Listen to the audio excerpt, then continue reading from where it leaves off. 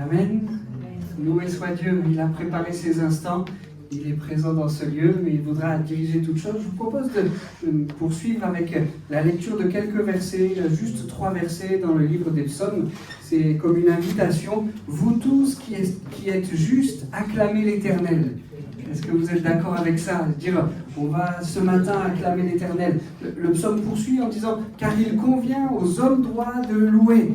C'est convenable, c'est nécessaire, c'est précieux pour nous que de le louer. Il poursuit en disant, célébrer l'Éternel avec la lyre. Alors on a cherché, on n'en a pas trouvé, mais on a trouvé une basse, une batterie, une guitare, et on va le célébrer avec cela. Louez-le en jouant du luth à 10 cordes. Chantez en son honneur un cantique nouveau. Jouez de tout votre art afin de l'acclamer. Jouez de tout votre art afin de l'acclamer. C'est pas le domaine où je suis le plus à l'aise, l'art de la musique, du chant, de la louange, mais le Seigneur veut que nous y mettions tout notre art. Et ce qui monte vers lui est comme un parfum de bonne odeur, comme une musique qui lui est agréable, même avec mes mauvaises notes. Merci Seigneur pour ça. On veut de tout notre art, de tout notre cœur, avec tous les langues que tu as mis en nous, te célébrer et te glorifier. Le premier chant dit « Je me réjouis dans le nom du Seigneur ». Vous êtes d'accord qu'on le fasse ensemble? Se réjouir ensemble en son nom. Je me confie dans le nom du Seigneur. Je lève les mains dans le nom du Seigneur.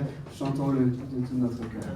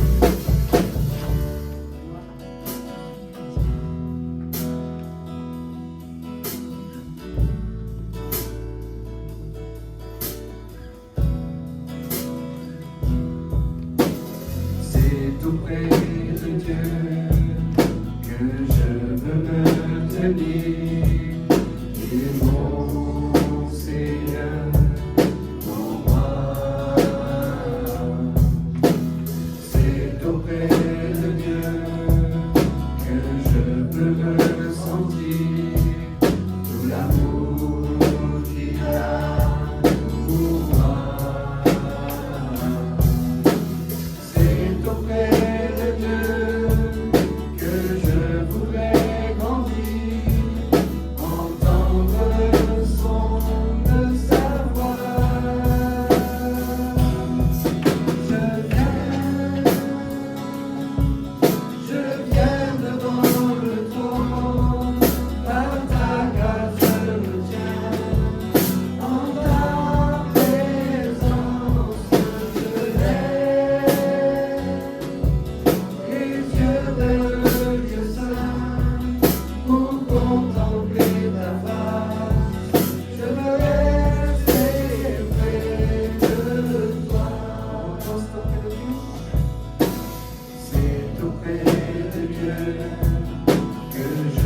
peux me tenir. Il est mon Seigneur, mon roi. C'est auprès de Dieu que je peux ressentir tout l'amour qu'il a pour moi. C'est auprès de Dieu que je voudrais grandir, entendre le son de sa voix.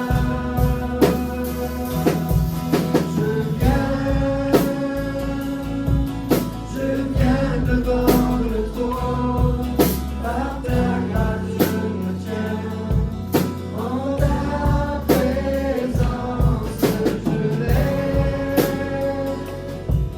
les yeux vers le lieu saint, pour contempler ta face. Je veux rester près de toi. Je viens devant le trône, par ta grâce je me tiens, en ta présence je lève les yeux vers le lieu saint, pour contempler ta face. Je veux rester près de toi. Je viens devant le trône, par ta grâce je me tiens, en ta présence je lève les yeux vers le lieu saint, pour contempler ta face. Je veux rester près de toi. Je veux rester près de toi. Une dernière fois. Je veux rester près de toi. Commençons déjà à lever le voix pour le coup. Je te t'aime, je t'adore. Ton nom s'élève en majesté de mes lèvres. Je célèbre ta victoire, ton règne, ton autorité. Digne es-tu, agneau de Dieu. Digne es-tu, agneau de Dieu. Tous les anges ensemble acclament la puissance de ton nom. Digne es-tu, agneau de Dieu. Digne es-tu, agneau de Dieu. L'univers entier proclame la bonté de ton saint nom. Dieu de gloire, je t'adore. Ton nom s'élève en majesté de mes lèvres. Je célèbre ta victoire, ton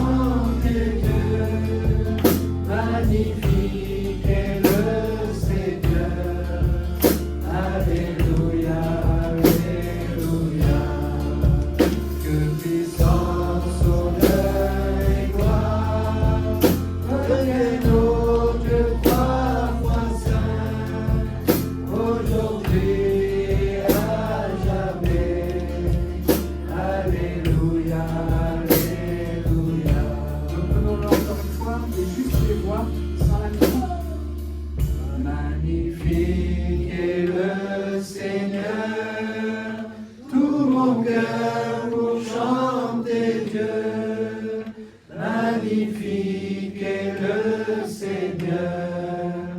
Alléluia, Alléluia. Que puissance, honneur et gloire reviennent au Dieu trois fois saint, aujourd'hui et à jamais. Alléluia, Alléluia. Alléluia, il est tellement beau notre Sauveur. Il s'est donné entièrement. Je propose de continuer la lecture de quelques versets. Tout à l'heure, nous étions dans le chapitre 33 du livre des Psaumes. On y reste pour voir ce Sauveur merveilleux. On a lu tout à l'heure, vous qui êtes justes, acclamez l'Éternel, car il convient aux hommes droits de le louer. Célébrez l'Éternel avec la lyre, louez-le en jouant du luth à 10 cordes, chantez en son honneur un cantique nouveau, jouez de tout votre art afin de l'acclamer. Et puis, un peu plus loin, au verset 17, pour avoir la victoire, le secours du cheval est illusoire, toute sa vigueur ne suffit pas pour triompher, mais l'Éternel prend soin de tous ceux qui le craignent, comptant sur son amour pour les délivrer de la mort et préserver leur vie au jour de la famille. Oui, nous comptons sur l'Éternel. Il est notre secours et notre bouclier. Notre cœur trouve en lui sa joie et notre confiance, nous la plaçons dans le Dieu saint. Accorde-nous ta grâce, ô Éternel, car nous comptons sur toi. Amen. L'Éternel prend soin par son amour, nous dit ce psaume 33. Et y a-t-il le plus bel et le plus grand exemple que de ce Dieu qui prend soin de nous par son amour? Il est allé jusqu'à offrir Jésus, son Fils, pour que nous soyons pardonnés, sauvés, réconciliés avec le Père et héritiers du ciel. Oui, il prend soin de nous par son amour. Je vais demander à Raphaël et à Pedro de venir avec moi pour distribuer ensemble le pain et le vin. On continue d'élever nos voix et d'adorer celui qui est magnifique.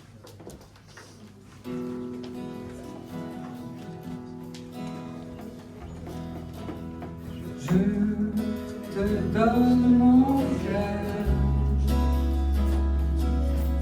il ne m'appartient plus. Ce que j'ai de meilleur, tout est pour toi, Jésus.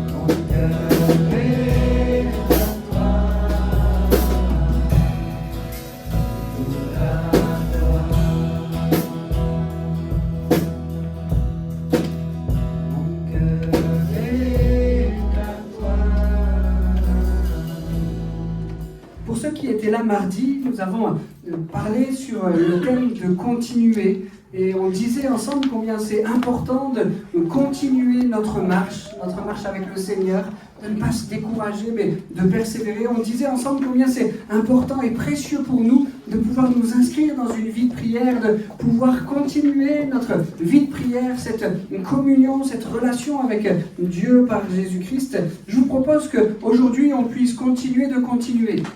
Ça vous va? Qu'on puisse continuer sur ce thème. Et j'aimerais qu'on puisse voir ensemble quelques éléments, quelques versets dans la parole de Dieu qui nous invitent, qui sont comme une invitation à ce que nous puissions continuer. Et ce premier texte, on le trouve dans l'Ancien Testament, dans le premier livre de Samuel, au chapitre 2 et au verset 26. 1 Samuel, chapitre 2, verset 26. Il nous est dit ici que le jeune Samuel continuait à grandir. Le jeune Samuel continuait à grandir et il était agréable à l'Éternel et aux hommes. 1 Samuel 2, verset 26. Le jeune Samuel continuait à grandir et il était agréable à l'Éternel et aux hommes. Ça nous parle de croissance.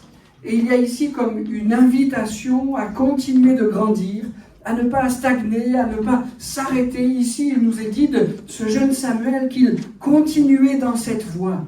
Il s'agit à ce moment-là, bien sûr, d'une croissance physique. Il était jeune garçon, puis jeune homme, et il continuait à grandir. Mais on le comprend bien à la lecture de ce texte, il ne s'agit pas uniquement de croissance physique, mais aussi de croissance spirituelle. Il était agréable à l'Éternel et aux hommes. Un peu plus loin, au verset 21, « Et le jeune homme Samuel grandissait auprès de l'Éternel. » Il s'agit bien là aussi d'une croissance physique. Et dans 1 Samuel, chapitre 3, verset 19, Samuel grandissait, l'Éternel était avec lui, et il ne laissa tomber à terre aucune de ses paroles.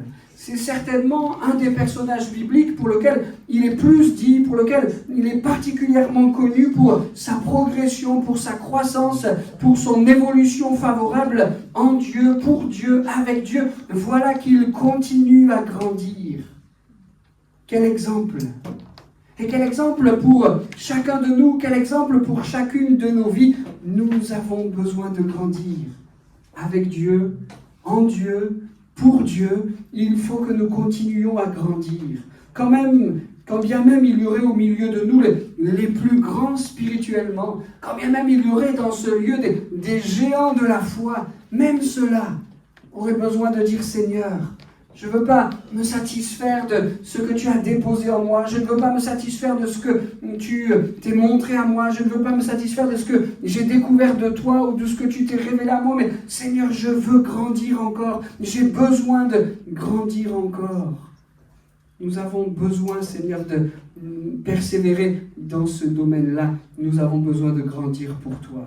En disant cela, je ne cherche pas à faire de la pression ou peut-être même à ce que certains se sentent comme culpabilisés. Ouh là là, il faut que je grandisse, il faut que je me maintienne dans un état et même que je le dépasse. Il faut aller plus haut.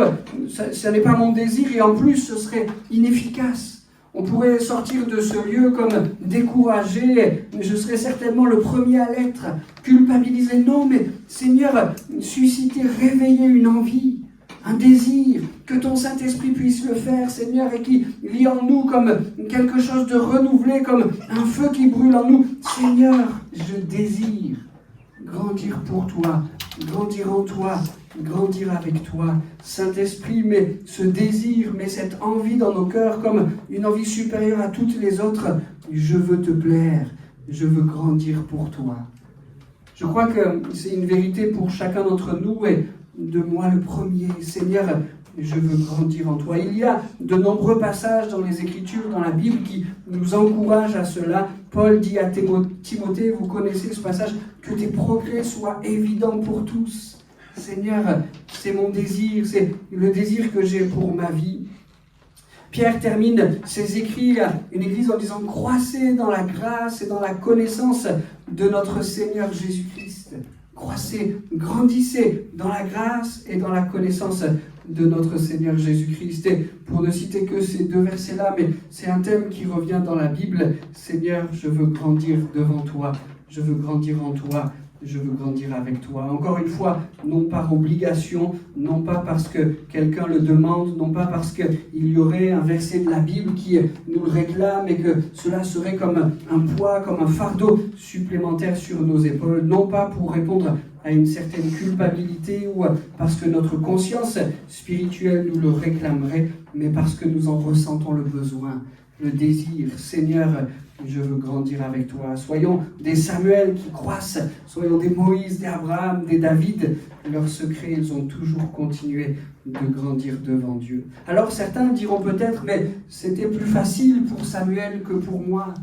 Regarde mon contexte, regarde le sien, il grandit à côté du souverain sacrificateur, il a une vie qui est comme mise à l'abri, comme mise à l'écart, comme protégée, il grandit dans le temple, son quotidien n'est pas le mien, c'était plus facile pour lui que ce que ça ne l'est pour moi.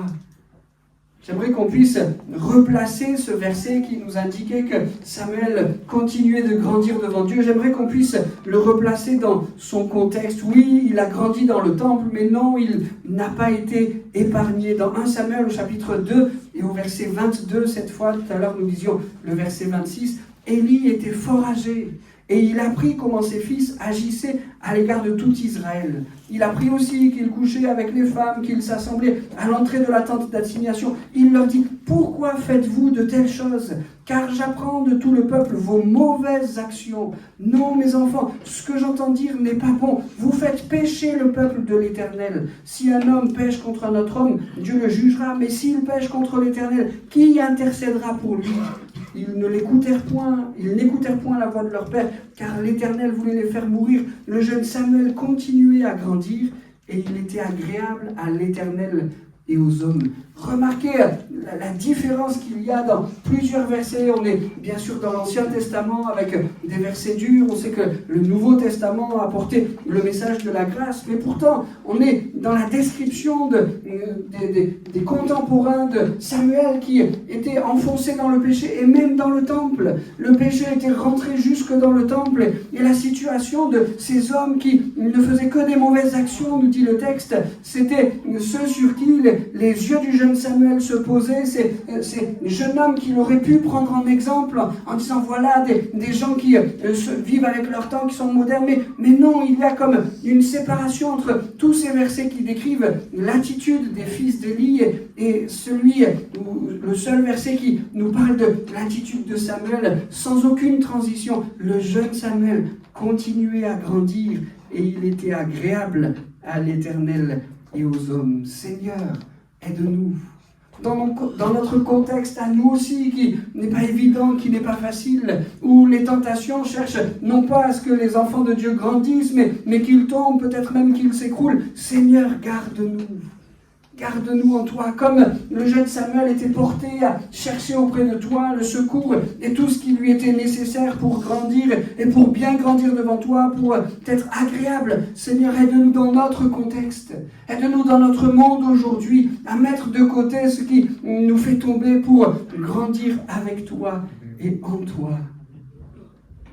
Je le sais, grandir devant Dieu, grandir pour Dieu, grandir avec Dieu, c'est un défi, un véritable défi. Bien des choses voudraient nous détourner de ce but, mais le Seigneur veut saisir notre main pour nous y aider.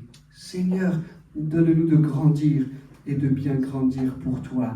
Qu'il y ait dans l'Église de Jésus-Christ des hommes et des femmes qui aient cela comme désir, comme défi. Seigneur, fais-le au milieu de nous. Paul dira aux Corinthiens chapitre 3, verset 1, « Pour moi, frère, ce n'est pas comme à des hommes spirituels que j'ai pu vous parler, mais comme à des hommes charnels, comme à des enfants en Christ. Je vous ai donné du lait, non de la nourriture solide, car vous ne pouviez pas la supporter, et vous ne le pouvez pas même à présent, parce que vous êtes encore charnels. En effet, puisqu'il y a parmi vous de la jalousie et des disputes, n'êtes-vous pas charnels et ne marchez-vous pas selon l'homme? Ce combat, il est de tout temps. » Et Paul le rapporte déjà dans l'église de Corinthiens.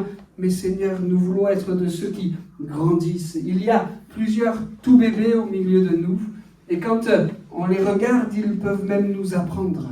C'est une étape de leur vie où la croissance est la plus spectaculaire. Quelquefois, en une semaine, on voit déjà un changement, déjà une différence. Et ils peuvent nous apprendre parce que comment font-ils pour grandir comme cela? Je crois qu'on pourrait résumer leur croissance en deux éléments importants. Ils mangent et ils dorment. Voilà ce qui les fait grandir. Ils mangent et ils se reposent. Seigneur, quand il s'agit de notre croissance spirituelle, nous voulons ces deux éléments, nous nourrir. Et pas uniquement que de lait, comme le dit l'apôtre Paul, mais nous voulons nous nourrir de nourriture solide, nous voulons apprendre de toi. Tu es cette parole, tu es ce pain de vie, tu es cette manne que tu veux nous donner chaque matin. Nous voulons, Seigneur, nous nourrir de ces choses pour grandir spirituellement. Et nous voulons aussi nous reposer. C'est étonnant de voir que même Dieu a voulu ce temps-là au moment de la création. Il dit, et la chose arrive, il crée toutes choses, et pourtant, le 7e jour, il se reposa. S'il y en a un qui n'avait pas besoin de repos, c'est certainement lui, mais il a voulu l'instaurer. Seigneur, nous voulons nous nourrir, mais aussi nous reposer pour grandir en toi. Amen. Il y a quelque chose qui nous pousse quelquefois à considérer que le repos que Dieu donne, c'est celui qui arrive quand la mort vient, c'est le véritable repos. C'est vrai, on se repose de nos œuvres et on remonte dans le ciel, on est dans le paradis avec Dieu, mais la parole de Dieu ne nous encourage pas simplement à ce repos-là, mais aussi à ce repos dans notre quotidien. Seigneur, nous voulons grandir, nous voulons nous nourrir de ta parole, ne pas être des hommes charnels comme Paul le dit aux Corinthiens, mais des hommes spirituels qui mangent de la nourriture solide. Nous voulons, Seigneur, organiser dans notre emploi du temps des temps de repos pour notre corps, mais aussi des temps de repos pour notre cœur spirituel, des temps où on s'arrête, des temps où on se met en pause, des temps où on regarde à lui, des temps où on le questionne, des temps où on lui réclame, Seigneur, qu'est-ce que tu veux pour moi? Quel est ton désir pour ma vie, pour ma famille? Quel est ton désir professionnellement? Qu'est-ce que tu aspires pour moi? Des temps de pause, des temps de repos où on parle avec lui. Je crois que c'est cela qui nous permettra de grandir et de grandir spirituellement devant Dieu et devant les hommes, comme cela a été dit aussi pour Samuel. Seigneur, donne-nous ce matin de grandir et de grandir devant toi. On peut réaliser aussi, et c'est le deuxième point du message que je voudrais partager avec vous ce matin, avec, vous l'avez compris, ce premier mot, continuons, et on a partagé continuons à grandir. La deuxième partie de ce message est une invitation aussi à continuer, mais à continuer même quand autour de nous les choses sont un peu bouleversées. J'aimerais qu'on puisse lire un moment où David a été devant un réel défi. Il fallait qu'il continue, mais il n'était pas le seul à continuer. On va le lire ensemble. 1 Samuel, chapitre 19, verset 8. 1 Samuel, chapitre 19, verset 8. Il fallait que David continue coûte que coûte. Et c'est de cela que je voudrais parler maintenant. Mais cette capacité à persévérer, à continuer dans l'épreuve, elle doit se faire même dans les moments les plus difficiles. 1 Samuel, chapitre 19, verset 8. Remarquez avec moi, la guerre continuait. La guerre continuait. David marcha contre les Philistins, se battit avec eux, leur fit éprouver une grande défaite et ils s'enfuirent devant lui. Arrêtons-nous quelques instants sur cette expression « la guerre continuait ». Le contexte de David était un contexte des plus difficiles. Certes, il avait été oint pour roi, le prophète avait versé la corne d'huile sur sa tête comme un symbole, c'est toi qui seras le prochain roi du peuple de Dieu. Mais voilà qu'il n'est pas encore roi aux yeux de tous. Dieu lui a montré avec ce symbole fort qu'il serait le roi, mais Saül, on va le dire comme ça, s'attache à son trône. Et même Saül cherche à faire la guerre à ce David. Il ne veut pas que David soit sur le trône du peuple de Dieu. Et David doit faire face à Saül. Il doit faire face à ces attaques incessantes contre sa personne. David risque sa vie. Et que nous dit le texte? La guerre avec les Philistins continuait. Et celui qui menait une guerre contre les Philistins doit maintenant jouer sur les deux fronts. Il doit affronter Saül en interne, dans celui qui est censé être dans son propre camp, qui est censé être un soutien, un appui, un secours. Il doit faire attention à ce que lui fait la guerre, et en même temps la guerre contre les Philistins, elle continue. Il ne peut pas d'un claquement de doigts régler ce problème pour se consacrer à son conflit avec Saül. Son épreuve, elle continue, son contexte est des plus difficiles. La guerre continue.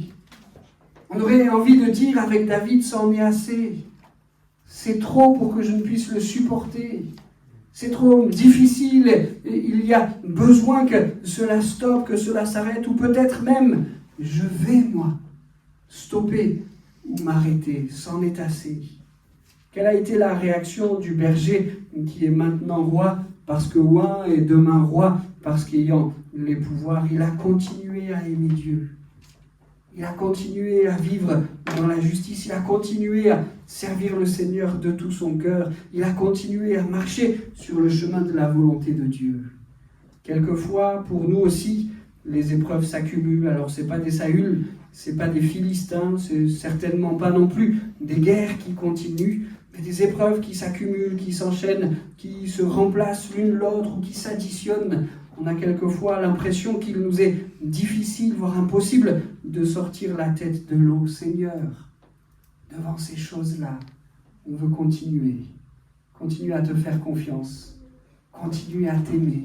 Continuer à accepter ta volonté pour nous. On veut continuer, on veut persévérer avec l'aide du Seigneur. C'est ce que David a fait. Avec l'aide du Seigneur, a pris les problèmes un à un et sa persévérance a été récompensée. Je lis pour vous quelques versets dans 2 Samuel 22. David adressa à l'Éternel les paroles de ce cantique lorsque l'Éternel l'eut délivré de la main de tous ses ennemis et de la main de Saül. Il dit : l'Éternel est mon rocher, ma forteresse, mon libérateur. Dieu est mon rocher où je trouve un abri, mon bouclier est la force qui me sauve, ma haute retraite est mon refuge. Ô mon sauveur, tu me garantis de la violence. Je m'écrie : loué soit l'Éternel, et je suis délivré de tous mes ennemis. Car les flots de la mort m'avaient environné, les torrents de la destruction m'avaient épouvanté, les liens du séjour des morts m'avaient enlacé, les filets de la mort m'avaient surpris. Dans ma détresse, j'ai invoqué l'Éternel, j'ai invoqué mon Dieu. De son palais, il a entendu ma voix, et mon cri est parvenu à ses oreilles. La terre fut ébranlée et trembla. Les fondements des cieux frémirent, et ils furent ébranlés parce qu'il était irrité. Il s'éleva de la fumée dans ses narines, et un feu dévorant sortait de sa bouche. Il en jaillissait des charbons embrasés. Il abaissa les cieux et il descendit. Il y avait une épaisse nuée sous ses pieds. Et puis au verset 18, l'Éternel tonna des cieux, le Très-Haut fit retentir sa voix, il lança des flèches et dispersa mes ennemis, la foudre les mit en déroute, le lit de la mer apparut, les fondements du monde furent découverts par la menace de l'Éternel, par le bruit du souffle de ses narines. Il étendit sa main d'en haut, il me saisit, il me retira des grandes eaux, il me délivra de mon adversaire puissant, de mes ennemis qui étaient plus forts que moi. Il m'avait surpris au jour de ma détresse, et l'Éternel fut mon appui, il m'a mis au large, il m'a sauvé parce qu'il m'aime. Amen.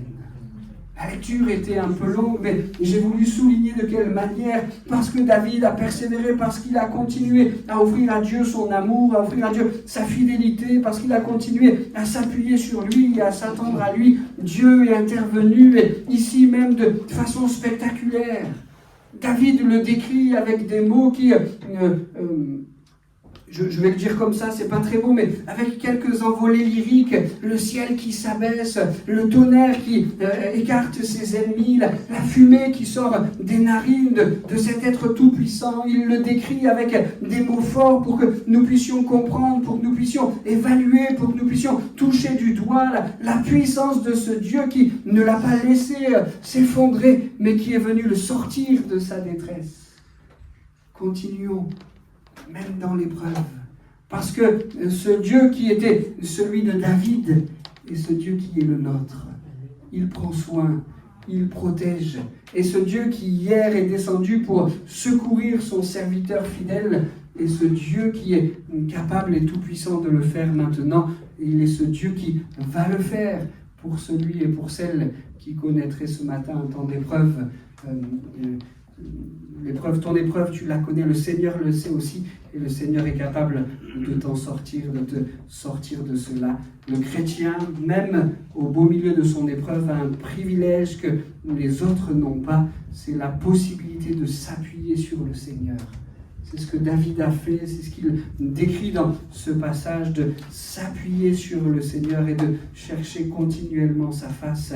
Seigneur, nous voulons le faire, chercher continuellement ta face. Et ça rejoint là aussi le thème de la prédication de ce matin. Il nous dit, je cherchais continuellement ta face. Continuons à s'appuyer sur l'Éternel. Continuons à chercher continuellement sa face. Même dans l'épreuve, c'est dans ces moments-là que nous devons chercher le secours de Dieu. Souvent, l'épreuve, elle cherche à nous isoler, à nous renfermer sur nous-mêmes. Elle cherche à nous convaincre que nous n'avons pas la force de prier, nous n'avons pas la force de chercher la pensée de Dieu, la volonté de Dieu, que nous n'avons pas la force d'ouvrir sa parole. Et pourtant, dans sa parole, ces trésors pourront nous permettre, ces trésors inestimables pourront nous permettre de chercher la face de l'Éternel, de continuer de s'appuyer sur lui, d'écouter son conseil, d'admirer sa grandeur, et tout cela sera quelque chose de précieux dans l'épreuve que nous aurons à traverser. Amen. Seigneur, même au milieu de l'épreuve, même devant nos Philistins, nos Goliaths, même devant nos Saül, tu es celui qui veut nous accompagner, tu es celui qui veut nous soutenir dans notre épreuve. Oui, nous voulons nous appuyer sur toi et continuer de chercher ta face. C'est en cela que nous aurons la victoire. Amen. Et puis, un troisième et dernier point dans la méditation de ce thème-là pour ce matin. Je continue pour qu'il continue. On va lire un verset qui, je l'espère, va nous encourager. Seigneur, je veux persévérer, je veux être fidèle, je veux tenir, et je sais que toi, tu vas continuer. Et quand bien même j'aurai un moment où ma fidélité sera abîmée, toi, tu es ce Dieu fidèle qui continuera. Mais Seigneur, c'est tellement important pour moi de continuer pour que tu le fasses aussi. 1 Samuel chapitre 3, verset 21. 1 Samuel chapitre 3, verset 21, Dieu n'abandonne pas celui qui continue. L'Éternel continuait à apparaître dans Silo, car l'Éternel se révélait à Samuel dans Silo par la parole de l'Éternel. Amen. Maintenant, cette courte expression, l'Éternel continuait à apparaître dans Silo. Quelques versets plus haut, nous aurons pu lire que la parole de l'Éternel était rare dans ce temps-là, mais pourtant l'Éternel continuait à apparaître. Sa fidélité, elle est tellement belle.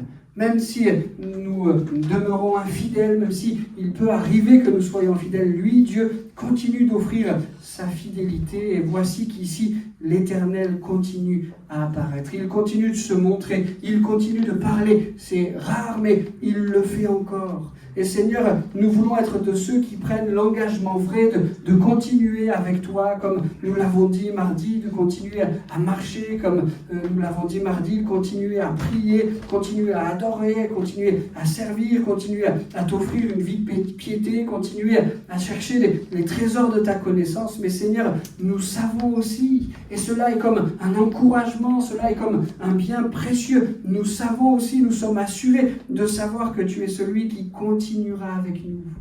Tu l'as fait pour Samuel, tu le feras pour nous. Tu continueras à te révéler. Tu continueras à nous parler. Tu continueras à nous tenir la main. Tu continueras à nous relever quand nous serons tombés. Tu continueras à nous donner la victoire sur les ennemis, sur les épreuves, sur les difficultés. Seigneur, tu es celui qui continuera à nous apparaître, à nous parler et à tenir notre main. Pourquoi est-ce que c'est si important pour nous de continuer ? Parce que c'est le chemin qu'il désire, c'est le chemin qu'il veut pour que nous puissions posséder l'héritage qu'il nous a promis. Dans le livre aux Hébreux, au chapitre 6 et au verset 12, « En sorte que vous ne vous relâchiez point et que vous imitiez ceux qui, par la foi et la persévérance, héritent des promesses. » Je vais le relire. « En sorte que vous ne vous relâchiez point et que vous imitiez ceux qui, par la foi et la persévérance, héritent des promesses. » Seigneur, je veux continuer. Je ne veux pas me relâcher. Je veux avec foi et persévérance marcher sur le chemin que tu ouvres devant moi. Et Seigneur, ce chemin, il sera jalonné de tes promesses. Ce chemin, Seigneur, il me permettra d'hériter de tes promesses. Nous continuons et il continuera à nous apparaître. Il continuera à jalonner notre parcours de ces promesses. Mais Seigneur, aide-nous à ne point nous relâcher. Aide-nous à t'offrir une foi et une persévérance renouvelée. Seigneur, je veux continuer et je sais que tu continueras avec moi. Notre Dieu s'est engagé à cela. Notre Dieu nous l'a promis. Notre Dieu tient ses promesses. Il n'y a rien qui pourra nous empêcher de les saisir. Mais pour cela, nous voulons, Seigneur, persévérer et continuer. Il y a un bel exemple à cela, c'est le pays de la promesse. Rien ne pouvait empêcher le peuple d'Israël de rentrer dans le pays de la promesse. Et quand bien même dans le désert, ils ont vécu des manques d'eau, et quand bien même dans le désert, ils ont vécu des temps où la nourriture venait à manquer, Dieu est intervenu à chaque fois et de manière miraculeuse. Un jour, en ouvrant un rocher duquel l'eau a jailli pour abreuver son peuple. Un jour, en envoyant des cailles en grand nombre pour que le peuple puisse manger de la viande. Des jours renouvelés jusqu'à leur entrée dans le pays promis où de la manne descendait chaque matin sur les alentours de l'endroit où le peuple de Dieu résidait. Ils n'avaient qu'à la ramasser et voilà quelle était leur nourriture. Bien des épreuves, bien des difficultés auraient pu faire que ce peuple-là n'ait pas pu rentrer dans le pays de la promesse. Mais Dieu était là, Dieu pourvoyait et rien ne pouvait empêcher qu'il rentre. Si ce n'est à un moment où le peuple était juste là, aux frontières du pays de la promesse, où Dieu les invitait à venir prendre la victoire pour s'y installer. Mais ils ont fait le choix de ne pas continuer. Non, les gens sont trop grands, trop forts, leurs armées sont trop redoutables, leurs villes sont trop fortifiées, on ne pourra pas y aller. Caleb et Josué disaient, mais si, le Seigneur est avec nous et il nous a fait la promesse de nous donner cet endroit, allons-y et le Seigneur sera avec nous. Mais les autres espions en nombre plus important disent non, on n'y va pas. Et voilà qu'ils font machine arrière et qu'ils se retrouvent pendant 40 années dans le désert. Ça n'a pas annulé la promesse de Dieu pour le peuple, mais ça l'a retardée.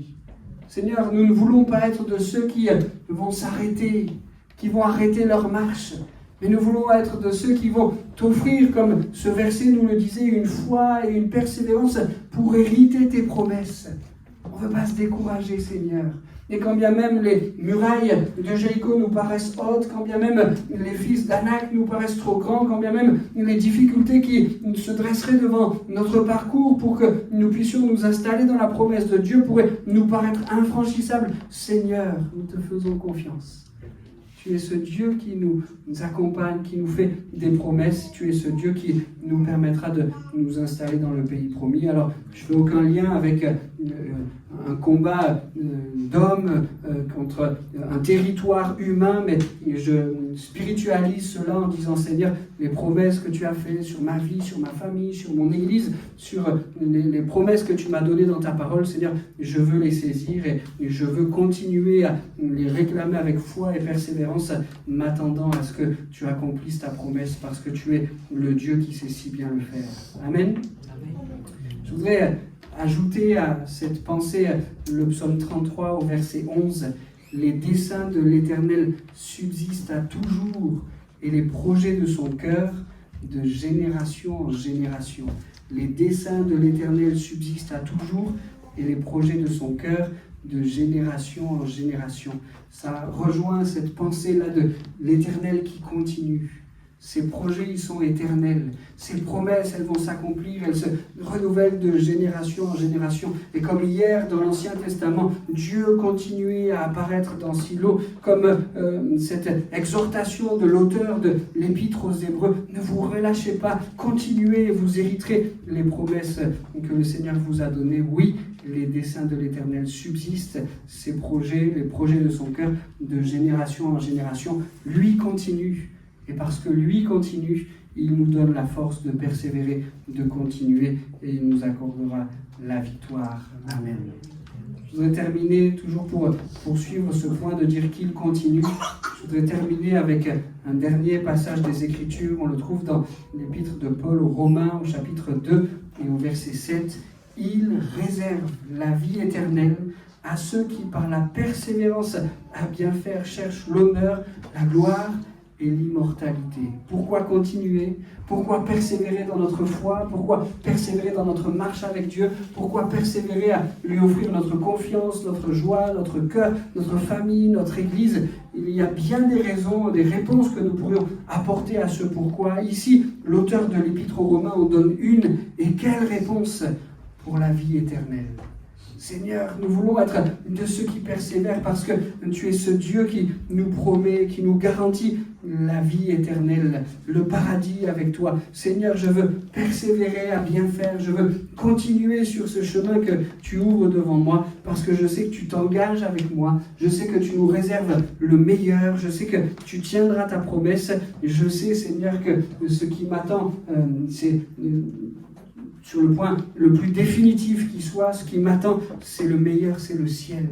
Seigneur, c'est ta promesse, c'est le paradis et l'éternité avec Dieu. Ça ne signifie pas qu'il y a des grandes grâces et des grandes bénédictions qui sont pour ici-bas, mais Seigneur, merci de ce que nous le savons, le meilleur suprême, nous le connaîtrons quand nous serons dans le ciel avec toi. Et Seigneur, nous voulons continuer parce que nous savons que toi, tu nous continueras et même jusque dans l'éternité à nous accorder ta présence. Nous serons dans le ciel à te contempler. Tu continueras et jusque même dans l'éternité à nous donner tout ce que nous avons besoin. Ta parole nous dit que tu nous prépares une place dans le ciel, Jésus. Cela réjouit notre cœur. Seigneur, nous voulons continuer parce que nous savons que toi, tu continueras à nous accorder tes grâces. Le loup paîtra avec l'agneau, le mal ne sera plus. Il n'y aura plus ni larmes, ni douleur, ni maladie, mais tout, Seigneur, sera félicité et joie. Seigneur, tu nous réserves le meilleur.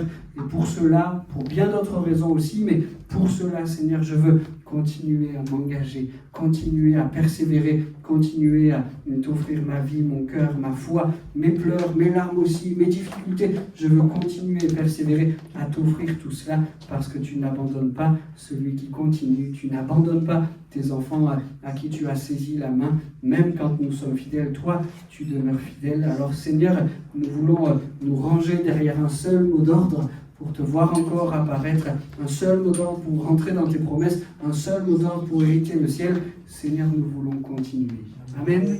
Seigneur, nous voulons continuer, comme nous l'avons dit ce matin, même au milieu de l'épreuve, même dans des temps difficiles, Seigneur, nous voulons continuer. Et comme nous l'avons dit, Seigneur, ce matin, même nous voulons continuer à grandir. Nous ne voulons pas stagner devant toi, mais grandir avec toi, nous développer, aller de l'avant. Seigneur, nous voulons continuer et nous savons que toi, tu continues avec nous. Amen. Seigneur Jésus, merci. Merci de ce que tu es, ce Dieu qui pose ton regard sur nous. Merci de ce que tu es ce Dieu qui jamais ne nous abandonne. Merci de ce que tu es ce Dieu fidèle qui veut, Seigneur, exercer notre fidélité à nous aussi, Seigneur, notre persévérance. Oui, nous voulons être de ceux qui continuent, Seigneur. Nous voulons continuer à grandir pour toi. Nous voulons continuer même au milieu des épreuves, Seigneur. Nous voulons continuer en attendant la réalisation de tes promesses et celle grandiose qui est celle du ciel, de l'éternité et du paradis avec toi. Seigneur, aide-nous à être ces enfants, tes enfants qui s'inscrivent dans cette notion de persévérance. Aide-nous à continuer, quelles que soient les circonstances. On a besoin de ton secours et de ton aide pour y arriver. Mais Seigneur, nous savons que nous pouvons, comme David l'a dit, nous appuyer sur toi. Nous savons que tu es cette forteresse. Nous savons que tu es cet abri, ce secours dont nous avons besoin. Avec toi, Seigneur, nous pouvons continuer, nous pouvons persévérer, nous pouvons remporter la victoire et cela réjouit nos cœurs. Je te prie pour cet auditoire, pour chacun d'entre nous ce matin. Tu connais les aspirations des cœurs, les besoins des cœurs, même tu connais les prières secrètes et je prie que par ces paroles, par ces quelques chants, par ces moments que nous avons passés devant toi et surtout par ton esprit, tu puisses apporter à chacun ce dont il a besoin pour cette matinée. Merci de ce que tu es ce Dieu fidèle. Aide-nous, Seigneur, à nous inscrire dans une fidélité qui nous permettra de continuer pour toi et avec toi. Amen. Amen.